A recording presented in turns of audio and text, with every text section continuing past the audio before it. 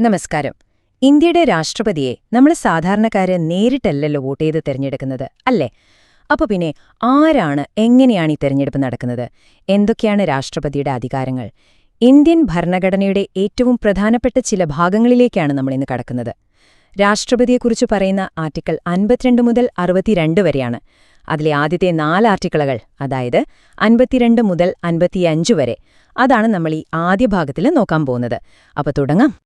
അപ്പോ നമ്മുടെ ആദ്യത്തെ ചോദ്യം ഇതാണ്: ലോകത്തിലെ ഏറ്റവും വലിയ ജനാധിപത്യ രാജ്യമായ ഇന്ത്യ എങ്ങനെയാണ് അതിന്റെ രാഷ്ട്രത്തലവനെ തെരഞ്ഞെടുക്കുന്നത്? കേൾക്കുമ്പോൾ സിമ്പിളായി തോന്നാം, പക്ഷേ ഉത്തരമത്ര സിമ്പിൾ അല്ല. കാരണം ഇതൊരു സാധാരണ പബ്ലിക് വോട്ടിംഗ് അല്ല, പകരം ഭയങ്കര ലക്ഷ്യബോധത്തോടെ ഉണ്ടാക്കിയെടുത്ത ഒരു സിസ്റ്റമാണ്. എന്തിനാണെന്നോ, സംസ്ഥാനങ്ങൾക്കും കേന്ദ്രത്തിനുമിടയിലുള്ളൊരു പവർ ബാലൻസ് അത് നിലനിർത്താൻ വേണ്ടി നമ്മുടെ ഭരണഘടനാ ശില്പികൾ ഒരുപാട് ആലോചിച്ചുണ്ടാക്കിയ ഒന്നാണത്. നമുക്കതിന്റെ ബേസിലേക്ക് പോകാം.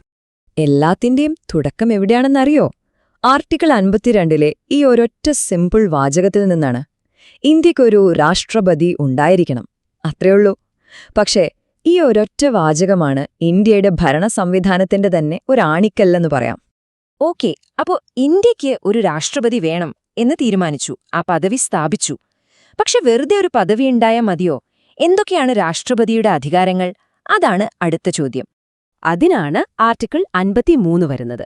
ഈ ആർട്ടിക്കിൾ പ്രകാരം യൂണിയന്റെ, അതായത് നമ്മുടെ രാജ്യത്തിന്റെ മുഴുവൻ എക്സിക്യൂട്ടീവ് പവറും അല്ലെങ്കിൽ കാര്യനിർവഹണാധികാരവും രാഷ്ട്രപതിക്കാണ്.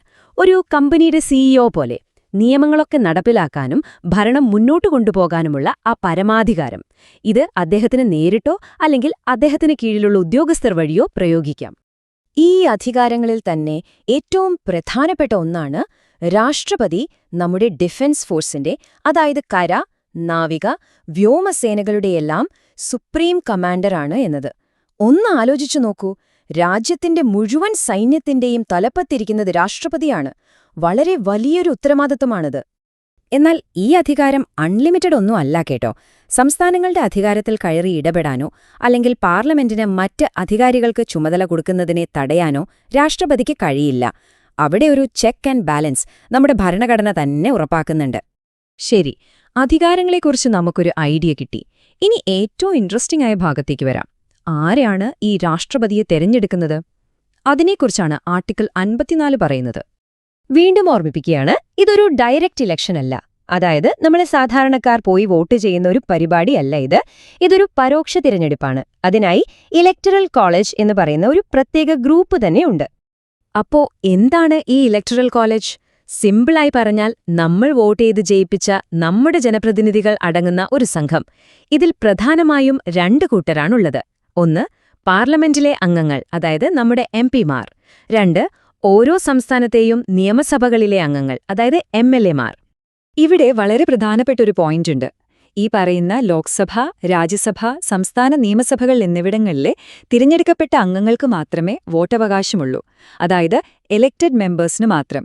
നോമിനേറ്റ് ചെയ്യപ്പെട്ട അംഗങ്ങൾക്ക്, ഉദാഹരണത്തിന് രാജ്യസഭയിലേക്ക് നോമിനേറ്റ് ചെയ്യപ്പെട്ടവർക്ക് രാഷ്ട്രപതി തിരഞ്ഞെടുപ്പിൽ വോട്ട് ചെയ്യാൻ പറ്റില്ല.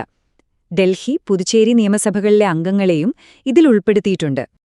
അപ്പോ രാജ്യത്തെ എല്ലാ എംപിമാരും എംഎൽഎമാരും വോട്ട് ചെയ്യുന്നു.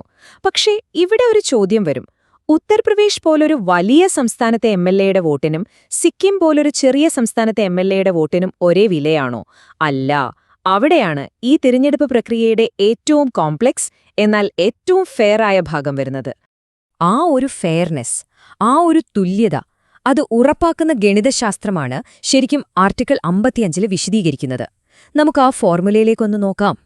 ഈ സങ്കീർണമായ കണക്കുകൂട്ടലുകളുടെ എല്ലാം ലക്ഷ്യം 2 ഒന്ന്, സംസ്ഥാനങ്ങൾ തമ്മിൽ ഒരു യൂണിഫോമിറ്റി കൊണ്ടുവരണം, അതായത് ജനസംഖ്യയ്ക്ക് അനുസരിച്ചുള്ള ഒരു പ്രാതിനിധ്യം. 2, രാജ്യത്തെ മൊത്തം സംസ്ഥാനങ്ങളുടെ വോട്ടുമൂല്യവും കേന്ദ്രത്തിന്റെ, അതായത് പാർലമെന്റിന്റെ വോട്ടുമൂല്യവും തമ്മിലൊരു തുല്യത, ഒരു പാരിറ്റി കൊണ്ടുവരണം. അപ്പോ ആദ്യത്തെ സ്റ്റെപ്പ് ഒരു എംഎൽഎയുടെ വോട്ടിന്റെ മൂല്യം കണ്ടുപിടിക്കുക എന്നതാണ്. ഇതെങ്ങനെയാണെന്ന് വെച്ചാൽ, ആ സംസ്ഥാനത്തെ ആകെ ജനസംഖ്യയെ അവിടുത്തെ തിരഞ്ഞെടുക്കപ്പെട്ട എംഎൽഎമാരുടെ ആകെ എണ്ണം കൊണ്ട് ഹരിക്കും. കിട്ടുന്ന ഉത്തരത്തെ വീണ്ടും 1000 കൊണ്ട് ഹരിക്കും. സിംപിളായി പറഞ്ഞാൽ, കൂടുതൽ ജനങ്ങളെ പ്രതിനിധീകരിക്കുന്ന എംഎൽഎയുടെ വോട്ടിന് മൂല്യവും കൂടുതലായിരിക്കും. അത്രയുള്ളൂ. ഇനി രണ്ടാമത്തെ സ്റ്റെപ്പ്, MP-യുടെ വോട്ട് മൂല്യം എങ്ങനെ കണക്കാക്കും? അതിന് നമ്മൾ നേരത്തെ കണ്ടുപിടിച്ച എല്ലാ സംസ്ഥാനങ്ങളിലെയും എല്ലാ MLA-മാരുടെയും വോട്ട് മൂല്യങ്ങളില്ലേ, അതെല്ലാം കൂടെ കൂട്ടും. ആ കിട്ടുന്ന വലിയ സംഖ്യയെ രാജ്യത്തുള്ള തിരഞ്ഞെടുക്കപ്പെട്ട MP-മാരുടെ ആകെ എണ്ണം കൊണ്ട് ഹരിക്കും. അപ്പോൾ കിട്ടുന്നതാണ് ഒരു MP-യുടെ വോട്ടിന്റെ മൂല്യം. കണ്ടോ, ഇങ്ങനെയാണ് സംസ്ഥാനങ്ങളുടെ മൊത്തം വോട്ടിന് തുല്യമായി കേന്ദ്രത്തിന്റെയും വോട്ട് വരുന്നത്. പിന്നെ ഇവിടെ വളരെ പ്രധാനപ്പെട്ട ഒരു കാര്യമുണ്ട്. ഈ കണക്കുകൂട്ടലിന് ഉപയോഗിക്കുന്ന ജനസംഖ്യ എന്ന് പറയുന്നത് 1971 സെൻസസിലെ കണക്കാണ്. അതെന്താ അങ്ങനെ എന്ന് ചിന്തിക്കുന്നുണ്ടാവല്ലേ? കുടുംബാസൂത്രണം കാര്യക്ഷമമായി നടപ്പിലാക്കി ജനസംഖ്യ നിയന്ത്രിച്ച തെക്കേ ഇന്ത്യൻ സംസ്ഥാനങ്ങൾക്ക് അവരുടെ പ്രാതിനിധ്യം കുറഞ്ഞു പോകാതിരിക്കാൻ വേണ്ടിയുള്ളൊരു ക്രമീകരണമാണിത്. 2026 ശേഷം പുതിയ കണക്കുകൾ വരുന്നതുവരെ ഈ ഒരു രീതി തുടരും. ഓക്കെ, അപ്പോ ഈയൊരു വോട്ട് വാല്യൂ കണക്കാക്കുന്ന, സംസ്ഥാനങ്ങൾക്കും കേന്ദ്രത്തിനും തുല്യത കൊടുക്കുന്ന ഈ സിസ്റ്റത്തിന് ഒരു പേരുണ്ടാവുമല്ലോ, എന്താണത്? ഭരണഘടനയുടെ ആർട്ടിക്കിൾ 55(3) തന്നെ ഇതിനൊരു പേര് കൊടുക്കുന്നുണ്ട്: പ്രൊപ്പോഷണൽ റെപ്രസെന്റേഷൻ, അല്ലെങ്കിൽ ആനുപാതിക പ്രാതിനിധ്യ സമ്പ്രദായം. അതായത് ഓരോ ഗ്രൂപ്പിനും അവരുടെ അംഗബലമനുസരിച്ച് പ്രാതിനിധ്യം കിട്ടുന്ന ഒരു രീതി. മാത്രമല്ല, വോട്ടിംഗ് രീതി സിംഗിൾ ട്രാൻസ്ഫറബിൾ വോട്ട് വഴിയാണ്. അതായത് വോട്ടർമാർക്ക് സ്ഥാനാർത്ഥികളെ അവരുടെ ഇഷ്ടത്തിനനുസരിച്ച് 1, 2, 3 എന്നിങ്ങനെ റാങ്ക് ചെയ്യാം. പിന്നെ വോട്ടിംഗ് നടക്കുന്നത് രഹസ്യ ബാലറ്റിലൂടെയാണ്. ആർക്ക് വോട്ട് ചെയ്തു എന്ന് പുറത്തറിയില്ല. ഇതെല്ലാം ഈ സിസ്റ്റത്തെ കൂടുതൽ കൃത്യവും നീതിയുക്തവുമാക്കുന്നു. അപ്പോൾ നമ്മൾ അവസാനം എത്തി നിൽക്കുന്ന ചോദ്യം ഇതാണ്: ഒരാളെ മാത്രം തിരഞ്ഞെടുക്കാൻ എന്തിനാണിത്രയും സങ്കീർണമായ, ഇത്രയധികം കണക്കുകൂട്ടലുകളുള്ള ഒരു സിസ്റ്റം? അതിന്റെ ഉത്തരം ഒന്നേയുള്ളൂ: ഇന്ത്യയുടെ ഫെഡറൽ സ്വഭാവം. സംസ്ഥാനങ്ങളുടെയും കേന്ദ്രത്തിന്റെയും അധികാരങ്ങൾ ഒരുപോലെ നിലനിർത്തിക്കൊണ്ട് രാജ്യത്തിന്റെ ഐക്യം ഊട്ടിയുറപ്പിക്കാനാണ് ഇത്രയും മനോഹരമായി ഈ സിസ്റ്റം ഡിസൈൻ ചെയ്തിരിക്കുന്നത്. അപ്പോ നമ്മളിന്ന് ആർട്ടിക്കിൾ 52 മുതൽ 55 വരെ നോക്കി. അടുത്ത ഭാഗത്ത് നമ്മൾ രാഷ്ട്രപതിയുടെ കാലാവധി, യോഗ്യതകൾ തുടങ്ങിയ കാര്യങ്ങൾ ചർച്ച ചെയ്യും. അതുവരെ ചിന്തിക്കുക.